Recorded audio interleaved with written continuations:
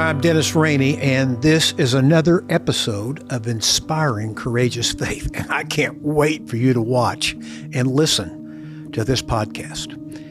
Back when I led a national ministry called Family Life, we had a radio program called Family Life Today. And in it, we would interview certain people. One of my dreams was during this time of year, called March Madness, was to interview the NCAA championship coach. I say that because he won 10 national championships in 12 years. He won 5 in a row. And many of you don't know this, but I was a decent basketball player in high school. My dream back then would have been to play for this guy. His name was John Wooden. But of course, he had the best of the best to play for UCLA in those days. And I never made the team. As I mentioned, Wooden was outstanding in basketball. He was called the Wizard of Westwood, California. Many consider him to be the greatest coach of all time in any sport. And I have to tell you, as I interviewed him, I understood why. Those days are long past, and a growing number of people today have not even heard of John Wooden. But I'll tell you who hasn't forgot about him. In addition to my generation, that's the players that he coached. He was much more than a coach. He was a role model, a man of character, a follower of Christ, yes, a family man. And I think one of the most important things about him, he was a teacher. Wooden died in 2010, only 4 months before he turned 100 years old. Back then, when my co-host and I, Bob Lapine, had the privilege of interviewing him, if you can believe this, Coach Wooden was a mere 91 years old. He walked into the studio with a bit of a cane, didn't have a stitch of notes, and we pounded him with questions, and he handled them like the master that he was. I've done over 6,000 interviews, and this one is one of my top 10. In fact, his daughter Nan was out in the engineer's room watching us interview him, and she said after it was over that this was one of her favorite interviews that her daddy ever did. Because you know why? We didn't talk much about basketball at all. Instead, we focused on family and his beliefs. And I want you to know that John Wooden is an outstanding man. In fact, he wrote a book called Wooden, A Lifetime of Observations and Reflections on and off the court. And I think who John Wooden is reflected in this quote at the beginning of the book, where he makes a statement about himself that gives you an idea of the principles that guided him and how he coached the players that played for him. He said, "I am just a common man who is true to his beliefs." How we need more men like him today. At the end of the interview, he gave me the book. And I thanked him for that. And I said, "Coach Wooden, would you mind signing this book? And I'd like to tell you what to write in it." And he got a grin on his face. And he said, "Give me the book and a pen," which I did. And I'll tell you at the end of this podcast what he wrote in the front of the book. It's a keepsake that I'll have for as long as I live. Now let's listen to Coach as he talks about the principles of teamwork, cooperation, training that make him the great coach that he was. Tell us about life in the Wooden household when you were growing up as a young lad. We had a small farm, but I learned a lot, I think, of things that helped me later on. You had to work hard. Dad thought there was time for play, but always after the chores and the studies were done. And Dad would read to us every night from the scriptures and a lot of poetry, and I think that created love of poetry, which I've always had, like to dabble in a little bit. My dad was a wonderful person. I never heard him speak an ill word of anybody. Never blamed anybody for anything. I never heard him use a word of profanity. I think that his reading to us of a night later caused all 4 sons to get through college, although he had no financial means to help and there were no athletic scholarships. All 4 sons graduated from college and all majored or minored in English and all got advanced degrees. And I think Dad had a lot to do with that. Your dad had, as you've already mentioned, a profound impact on your life. In fact, I was so looking forward to this interview with you because I've quoted you about something that you said you carried around in your pocket. Or it first of all was carried around in your father's pocket. Is that right? And then you started carrying it around. It was your dad's creed, and then a poem by a pastor by the name of Henry Van Dyke. My father gave to me when I graduated from high school, from grade school, from the 8th grade. He gave me a $2 bill, one of those large $2 bills, and said, "Son, as long as you keep this, you'll never be broke." And then he also gave me a card, and on one side was a verse by Reverend Van Dyke that said, 4 things a man must learn to do if he would make his life more true: to think without confusion clearly, to love his fellow man sincerely, to act from honest motives purely, to trust in God and heaven securely. And on the other side was a 7-point creed. And the 7-point creed consisted of, first of all, I think it was be true to yourself. And I think we know if we're true to ourselves, we'll be being true to others. And the second was help others. And there's no greater joy that a person can have than do something for someone else, especially when you do it with no thought of something in return. Another one was make friendship a fine art. Work at it. Don't take it for granted. Work at making friends and making friendship flourish. And then was one that I think stood out to me a great deal was make each day your masterpiece. And I tried to teach from that as time went by to my players and my English students to just try and do the best you can each day. Just make each day your masterpiece. It's the only thing over which you have control. You have no control over yesterday. That'll never change. The only way you can affect tomorrow is today. And then another one was to drink deeply from good books, especially the Bible. And then was build a shelter against a rainy day. And he wasn't thinking about a physical shelter. He was thinking about a more lasting shelter. When I think about that, I often think of when Socrates was unjustly imprisoned and was facing imminent death, and the jailers, who were mean people, they couldn't understand his serenity, and they said, "Why aren't you preparing for death?" And his statement was, "I've been preparing for death all my life, but the life I've led."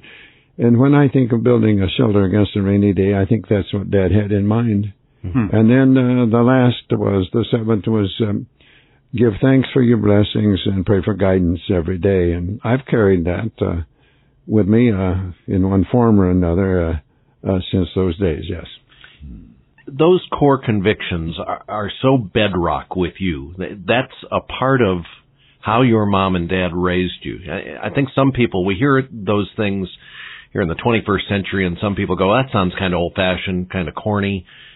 But that's so ingrained into who you are and who you've been, and you would say that's been a part of what has made you successful as a coach, right? Well, I would hope so, but I know, too, as someone said, I'm not what I ought to be, not what I want to be, not what I'm going to be, but I think those things have made me better than I would have been. You said of yourself in your book, They Call Me Coach, that as you moved into your high school years, you were shy. You were reserved, especially with the opposite sex. Yes, I suppose not being exposed much, no sisters, and on the farm, and I suppose that's the reason. I don't know, but I was a little shy, and but here you were, this star basketball player on the high school team. I mean, the girls, the cheerleaders, had to notice Johnny Wooden, didn't they? Did they call you Johnny back there, or was it John? They call me lots of things. You'd be surprised that more than anything it was John Bob. John Bob. John Bob. And Nellie and I had been married for many years when her sister, as it came to out here, to California, and her sister came out at one time, and she said, "Don't you think you and John have been married long enough that you should quit calling him John Bob and just call him?" But didn't the girls start to notice you as you were draining those jump shots on the basketball team? Yeah, he kind of skirted your answer there. I was watching him about that. Well, I'll tell you, my freshman year, I was still living on the farm. We didn't lose the farm until after my freshman year. Now, we commuted from this little town of Center, and we lived about a half mile out of that, to Martinsville. And I noticed this one little gal, and I didn't know, but she had noticed me too, but I didn't know that. And that summer, she got a brother of her closest friend, who became very dear to me, to drive up. The brother had a car, and they drove up, and I was working in the field plowing corn with the team, and they parked on the road and motioned for me to come over. I wouldn't go over, and I just kept on. And well, why wouldn't you go over? Here's this cute girl on the side of the road, and you even liked her too. Oh yeah, but well, I was dirty, and somehow on the first day of classes, we happened to be in the same class. Said, why didn't you come over and see us up there? And I said, well, I was dirty and perspired, and you just made fun of me. And Nellie said, "Could still see her." She said, "I would never make fun of you." And I knew right then. There was a spark in her eyes. Yep, and this is the only girl I ever really went with. And so by your junior year in high school, did you think, this is the girl I'll marry? I did. And you all started going together? We did. So you waited to marry until you got to college? Yes, until I graduated. We planned to be married, but I graduated and got my first job, yes. A story that you tell that I want you to share with our listeners came at the conclusion of your first year at Indiana State University, where you won the conference title and you received an invitation to play in the NAIA tournament, but you turned them down. Why? We had a pretty good year the first year, and the NAIA tournaments played in Kansas City each year, 32 teams then, and I had one black player on my team, and they wouldn't let them play in the tournament. So even though this was, of the 12 men on the team, he played the least of all. He didn't get to play very much, and I wouldn't go without him because he was a part of the team, so I refused the invitation and wouldn't go. Now, the next year, I had everybody back on this team, exactly the same team. No one came in and beat anybody else out. And so the next year, we had a good year, and were invited again, and I refused again. And finally, they reluctantly said that he could come, but he couldn't stay in the Mulebach Hotel where the teams were staying. He'd have to stay someplace else. He could have his meals there, providing we would take him in a private room. I said no, we wouldn't do that. But anything, I was persuaded by the NCAA and his parents that we should go. It might help. So we went, and he stayed with the minister and his wife, and came in the hotel for the game. He didn't get to play very much at all, but that was the first black player that had ever played in that tournament, and I think a few years later, an all-black team won it. So we sort of opened the door a little bit. You undoubtedly had some players. When you came back and told the team, we've been invited to the tournament, but we're not going to go because they won't accept this one player, there had to be some guys going, Coach, I want to go to Kansas City. I want to play in the team. I mean, let's just go along with their rules. Didn't anybody raise their hand in protest? I don't think anyone protested. Some would have liked to have gone, yes, but they didn't. I knew these young men. Most of them I'd had in high school before, and they knew how I felt about things, and there was no problem. It caused me no problem at all. As your career was taking off, you were also in the process of beginning your family. You had a daughter and a son. And what I wonder is, how did you juggle the tension of your marriage, your family, your faith, and a demanding profession? What value in your core as a man was your measurement? How did you juggle it all? I wish Nellie were here to answer that question for you. Well, Nan, of course, was born in Dayton, Kentucky when I was down there, and then Jim was born in South Bend 2 years later. But I tried, definitely tried. Nellie always went to games with me, and I wouldn't leave her to go scout or anything of that sort unless she couldn't go, and not bring basketball home. I tried not to do that. Now, can you do that 100%? Probably not. But I try not. And Nellie, when she was interviewed at times, I've heard her say that John never brought the games home. I could never tell after a game, after a practice, because she was practicing at all the games, but never after a practice. I could not tell by his demeanor whether he'd had a good practice or a bad practice or any problems at all. And maybe she stretched the truth a little bit there, but I tried not to. I wanted next to faith, I wanted family first. How did Nellie keep your family on the track and help John Wooden as a man keep his priorities? I mean, you undoubtedly had your moments when you'd work too hard, too long, and be a little too consumed with it all. How did she come alongside you? How was she a good helpmate and counterpart to the coach? Well, she was just a good mother, a good wife, and we had a little disagreement. I remember one time, many years ago, many years before I lost her, we had a little disagreement, and I left as I should in the house to go and work without. Didn't leave in the manner I should have, but when I went to bed that night, there was a little note on my pillow with a card. It's still there. It says, "Don't try to understand me, just love me." And that's it. I think we had a great relationship more than anything else. And I've said that when we talked about this, and if we're going to disagree on a lot of things, but let's try not to be disagreeable. You had a little tradition that you and Nellie enjoyed right before the game started. Now, Bob, I remember watching Coach Wooden on TV when college basketball games started being televised. But there was something I missed as an observer, a little tradition that he had with Nellie before the game started. Back when I was playing in high school, she played in the band, and I'd try to position myself where I could look up and see her in the band, and she'd always give me I'd give her a wink or a nod, and that continued in all my teaching days.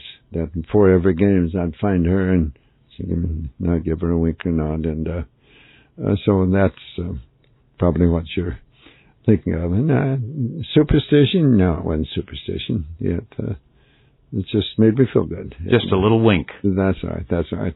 I want to know, Coach, why you chose coaching. I mean, you said you loved to teach English. You were a teacher at heart. You could have done a lot of things. Why did you do it? I went to Purdue to become a civil engineer. That's what I wanted to do. But I didn't know high school counseling obviously wasn't as good in those days, and I didn't know that to get your degree in civil engineering, you had to go to civil camp every summer. Well, I knew I couldn't go to civil camp every summer. I had to work in the summers, so I couldn't do that. And so I changed to a liberal arts course, majored in English, and I knew from that time I'm going to teach. And I enjoyed teaching as time went by, and I enjoyed it. I taught English in high school, and I wanted to be a good English teacher, and I enjoyed it. And once I got into it, I had opportunities to get out in other areas where financially would have been better, but I enjoyed teaching. And well, who was it said that you find a job that you enjoy, you'll never work a day in your life. And you view coaching as teaching. Of course it is. That's all it is. Teaching sports. You've heard some of my players, particularly some of the talkative ones like Bill Walton, will often say in his interviews that coach was teacher. Coach, as you taught, you believed in teaching about the fundamentals. Oh, absolutely. In fact, in coming into the studio, the one thing I regret that I didn't bring in here, I brought you a banana because I know you like a banana, but I should have brought a pair of socks, athletic socks, into the studio because you took high school stars. You began with a very simple point of instruction. That's correct. I taught them how to put on their socks and their shoes. I wanted no wrinkles in the socks, and I'd show them how to put it on and smooth out around the little toe. Your blisters usually come from around the little toe or the heel area. And I wanted to show them how to do that because I know if you don't, they just pull them up. To me, I think it was just as important thing. A little detail, but little details is what make big things happen. You had some players who obviously became players of note, not only in college but on into the NBA. Some of them seem to be outside of the wooden paradigm, if I can call it that. You know, Bill Walton does not strike me as the prototypical John Wooden basketball player. It almost seems like here's a guy who can play the game, but here's a disciplined coach and a player who, discipline was not high on his list of virtues, was it? In certain areas, you might say that, but Bill's very dear to me. For many, many years, he calls me 3 or 4 times a week from all over. And but at the time he played for me, it was the time of the anti-establishment. Then he was anti-establishment very much at that particular time. I was concerned about money and things, but I have no right to determine the politics of my players, nor actually the religion. That's them. But he's a good student. He's an honor student. He's in the Academic Hall of Fame. When he came on the basketball floor, you couldn't ask. No one could ask for a player to be more cooperative, set a great example. No one worked harder. Never a problem in any way. But he had his little quirks, as we all have, and what about his facial hair, though? He did show up one time. Well, he decided I didn't have the right to tell him how to wear his hair, and I said, "You're absolutely right, Bill. I don't have. All I have the right is to determine who plays, and we're going to miss you." You said, "See, if you want to keep the beard, you're off the team." Right. Yeah, that's right. This is an All-American you're talking to. That's right. But you drew a line in the sand over the facial hair. I did. And what did Bill do? He hurried and got fixed up there. Shaved his beard off, didn't he? And he's been asked, "Do you think Coach would have gone through with?" And he said, "Well, you know what I did." And most of that stuff. If I have a rule, I'm going to stand by it. Now, but I always remember there can be a gray area at times. There was a time in my teaching that I had no gray area. It was either black or white with me. But there can be a gray area, and I made 2 mistakes, and I made many, but I know 2 that I recall that I regret very much because I didn't see the gray area. What are those 2? Well, I had a rule in high school that smoking was automatic dismissal from the squad for the year. And right in my finest player, my only center I had, I caught him smoking deliberately, and I dismissed him from the squad. I had the rule, and And you think it's a mistake now, looking back? Well, he quit school, never finished school, and he would have gone on to college. I think I was wrong. I should have handled it in a different way. What was the second thing you said that you regretted? I had a player that didn't qualify for his letter. This was in high school. But he was a fine person that worked very, very hard. But anyway, his dad came in one day and called me if I come out and talk to him. He did, and he said, "Is Joe going to get a letter?" And I said, tact. I said, "Well, I haven't really decided yet." And he said, "I'll tell you this." Remember, I'm just young then. This is very, very young. And he said, "I'll tell you, if he doesn't, I'm going to have your job." He threatened you. Yes, he did, and I didn't like that. And I ended up by not giving the boy's letter. And I feel down deep in my heart that I would have given him the letter if the dad. So I did something for the youngster because of the dad. That's wrong. That's wrong. You were married for 53 years before Nellie's death. Correct. It's my understanding that you have a tradition on the anniversary of her death, something that you're doing on a regular basis in honor of her. Oh, I write her a letter. Mm-hmm. And Nan and Jim, we go to the cemetery, and I write her a letter. Mm-hmm. Just a letter expressing your heart, your love, your appreciation for the 53 years you shared with her? No more than that. Here's several years before, and still. She was a soulmate. Indeed. How so? Well, it'd be kind of hard to explain just from the first time that there was something there almost from the first time we ever got, I would say, acquainted. And she was the one for me. She was the one for me. She was the one for me. Did she love basketball like you love basketball? She loved what I loved. So if you love basketball, she loved basketball. That's right. My main regrets is that I didn't do the things that she liked. She always did the things that I did. She liked to dance, and I didn't. I regret that I didn't learn to do more of the things, maybe go to operas and learn to dance and things of that sort. But those are things I regret. What was your favorite quality about her? I don't know how to answer its favorites. It's just love. Just love something about her. I just loved her. As you have been a coach over the years and a teacher, you have developed a definition of success and what you call the pyramid of success. Could you just explain just briefly to our listeners the definition of success and what you've created here in this pyramid of success? Well, first of all, as an English teacher, I became a little bit disappointed, disillusioned somewhat to parents of youngsters in my English classes. Many, if their youngster did not receive an A or a B in one way or another, I found that many parents would make their youngster or the teacher feel that they had failed. Now, our good Lord in His infinite wisdom didn't create us all alike as far as intelligence is concerned, any more than we're alike as far as appearance or size or anything else. Not everybody could earn an A or B. And I had youngsters that didn't, and I thought did very well. I'd be proud of them if I were the parent. But I didn't like that way of judging, and I wanted to come up with my own definition of success. And it came from three things. One, my father tried to teach us to never try to be better than somebody else.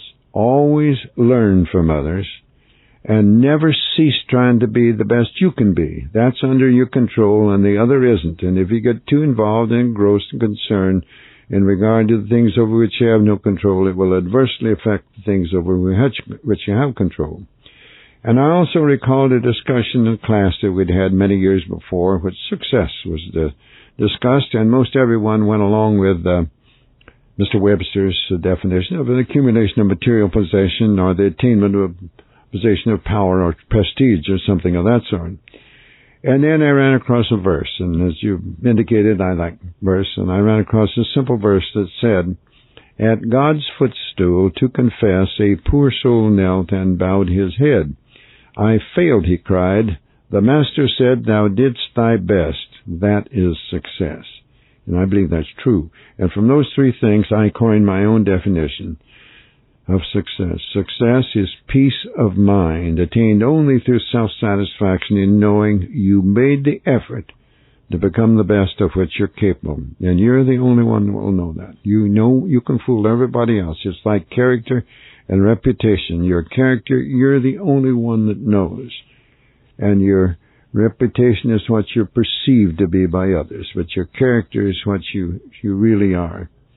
So that was what I wanted to use to help me become a better teacher and to give the youngsters under my supervision something to which to aspire other than just a higher mark or more points in some athletic endeavor.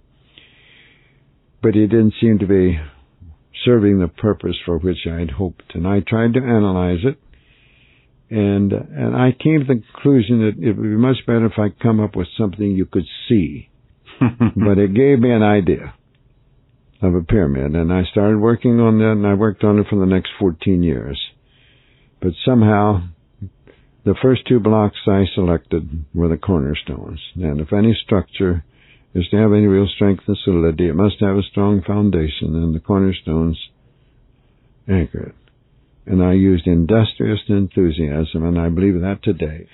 And from those two, and I think they're strong, you have to enjoy what you're doing, you have to work hard. And you can't work near your own particular ability level unless you enjoy what you're doing. You may think you are, but you can't unless you really enjoy it. And along the foundation, I wanted blocks that included others, so I chose friendship, loyalty, and cooperation. And I gradually moved up to that second tier when I had self-control, alertness, initiative, and intentness, and then going up to the heart which I call as being in condition for whatever you're doing, whether you're an athlete, whether you're a surgeon, whether you're a deep sea diver, whatever you are, being conditioned for whatever you're doing can be attained by practice of moderation.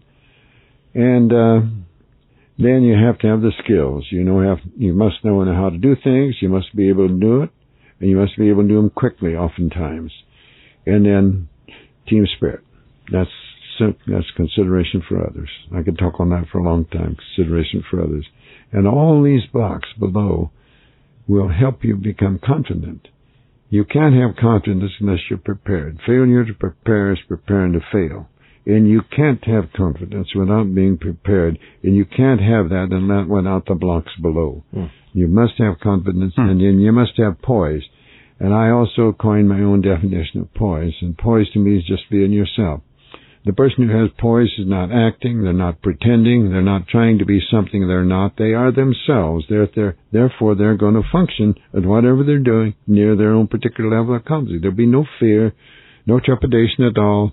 They'll function near their own particular level of competency because they're not pretending. They're not trying to be something they're not. And all these blocks will make you competitive. You'll enjoy it. There's joy in being involved in something difficult. There's no great joy in doing things that anybody else can do, although they must be done to their best of ability, regardless of whether difficult or easy. But the joy comes from being involved in a difficult situation. And these blocks below will bring that up, and then leading up to the apex on which success rests, I put on one side patience and faith. Good things take time and should. We don't want them to, but this should. Good things should take time, and we must have faith. We must have faith that things will work out as they should, which doesn't mean that they'll work out exactly as we want them to. But if we have faith and we do what we should, too often we want things to happen a certain way, but we don't do the things that would necessarily help that become reality. You just want it to happen. Right. But you have to have faith. If you do what is you should, things will work out as they should. So that's a very brief synopsis of the pyramid. I just want to say, Coach, to you, thank you for living an exemplary life, for being a man who has taught many of us over your lifetime. And I just appreciate you joining Bob and me and cheering on some moms and dads and husbands and wives who are in the throes of raising the next generation of young people. Boy, that was a fun interview. I mean, how many people get to spend 2.5 hours with the greatest coach in history? What a treat. As I mentioned, 91 years old, sharp as a tack. At times in the interview, Bob Lepine and I'd look at each other and we'd smile. It was like we were thinking, can you believe we're actually talking with Coach Wooden? Proverbs chapter 3 tells us, blessed is the one who finds wisdom and the one who gets understanding. For the gain from her is better than the gain from silver, and her profit is better than gold. Proverbs 1:7 says, the fear of the Lord is the beginning of understanding. Fools despise wisdom and understanding. So when you hear John Wooden talk about seeing himself not just as a coach, but as a teacher, and when you hear him talking about the pyramid of success, you realize he was taking those words to heart. He was passing on wisdom, which is skill in everyday living, to the next generation of young men that God gave him to coach, except he coached them about life. Preparing them for success on the basketball court was just a little of what he did. Think about that for a moment, because he was a basketball coach during a time of huge change and upheaval on America's campuses. Drugs and the sexual revolution, protest about the Vietnam War. Not all of his players were excited about hearing this older man talk about the pyramid of success. But he did anyway, because he had his eyes on a bigger prize that took courage. When Wooden died, one of his top players, Marcus Johnson, made a great comment about how he didn't appreciate Wooden's teaching as a player, but changed his mind years later. He said this, At the time, it was like pyramid schmyramid. Where's the party at? Where are the girls? I didn't want to hear anything about principles and living a life of integrity at that time. But, he said, as you get older, you have kids. You try to pass something on to the next generation. Wooden stayed in touch with a huge number of his former players. They found him to be a mentor for life for decades as they grew older. They loved him. They taught his principles like the pyramid of success to others. And that may be his greatest legacy, even more than the championships he won. At the end of the interview, I told you about this, Wooden gave me a book about leadership. And I said to him, I said, Coach, you don't know this about me, but I was a pretty good high school basketball player. I was too short, too slow, but nonetheless, I've got the school record for most number of points at Ozark High School in southwest Missouri, 44 points. He kind of nodded a bit. And I said to him, I says, Coach, would you mind signing in the front of the book to Dennis? You could have played for me at UCLA. I'll never forget this. He looked up at me and a little grin, a mischievous grin, worked its way across his lips. And he said, Dennis, we just talked about integrity, didn't we? I can't do that. But he did sign the book and write something down. And now I have this book in my office to share with my children and grandchildren. Let me read to you what he said. He said, thank you, Dennis, for your interest. Since I never contacted any out-of-state players, why didn't you contact me? John Wooden, August 12th, 2002. John Wooden was a great man. The reason was he knew his God, and he was a humble man because of that. He had all that success, yet it never went to his head because he knew he was there because God had raised him up. Hope you got something out of this interview, and it will inspire you to courageous faith. Who knows? Maybe even a national championship. Thanks for joining us. Hope you'll be back again for another edition of Inspiring Courageous Faith.